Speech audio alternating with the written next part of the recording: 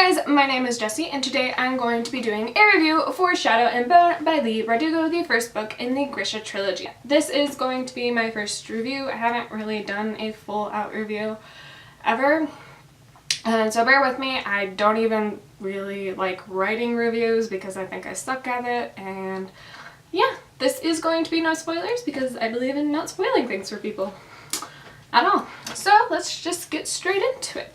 So this book takes place in a country called Ravaka that has been split into the east and the west are separated by this thing called the Shadowfold. The Shadowfold is this place of darkness. In this darkness there are creatures that like to eat humans. The story follows a girl named Alana. We're going with Alana. I can't say any names. But this story follows a girl named Alana who is a member of the army, and when the army goes into the Shadowfold and her friend gets hurt, she unleashes this amazing power that she had no idea existed, and it had lain dormant in her for years. And then she is taken to the capital of Ravaka and she is being taught how to be a Grisha. Grisha are these elite people who have these magical abilities, like to control fire and create storms and to create things, and it's really interesting. And the entire story is about her learning about her new abilities, learning to control them. My cat's sitting by my feet. And learning to accept them. Yeah. So I thought the world was really interesting, but maybe not completely fleshed out. I did like what we learned about the Grisha, and I didn't think anything was being spoon-fed to me about the Grisha and their cultures or anything in this world. It just seemed very natural conversation or thought, and when it came to learning about the Grisha, Alana was really learning stuff too, so I think that really helped it along, and I cannot wait to see how much more fleshed out the world gets and how much it grows in the next 2 books. So the main character is, as I said, Alana, and she starts out as a map maker. I'm not even going to try to say the fancy word for it, in the army of Ravaka, and she really doesn't believe in herself, and she's really down on herself a lot, and she's kind of seen as weak to herself, and I'm assuming with others, because she doesn't sleep well or eat well, and she's really skinny. And it's really amazing development she goes through. She really goes through from being that person who didn't believe herself to sort of believing in herself, but not really.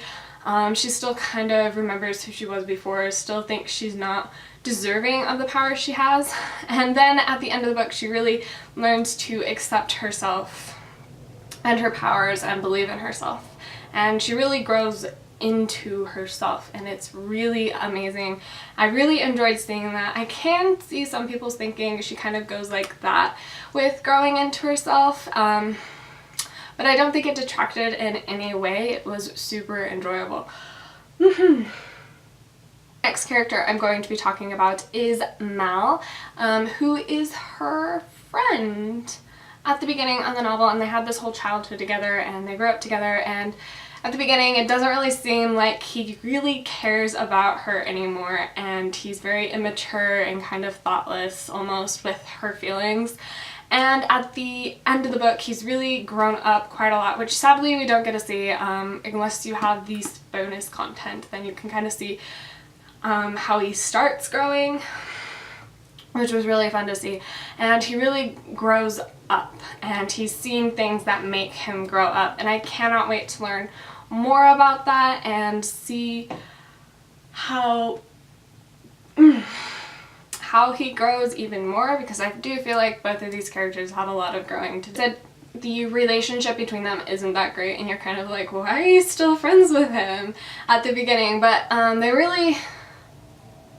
they come together in the end, and it's really interesting to see them interact because they both change so much, and I cannot wait to see that further interaction between them, and it seems gonna be super fun. I'm a dork.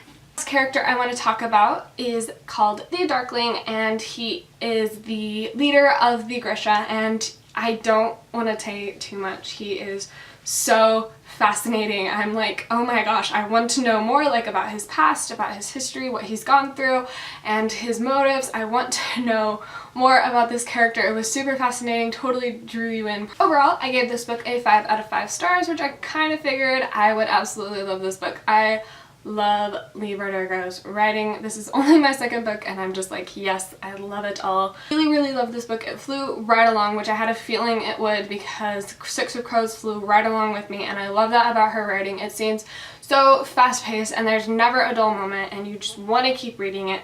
That's how it is for me anyway. It was a great start to the series and I feel like it can only get better, and I'm super excited to read the rest.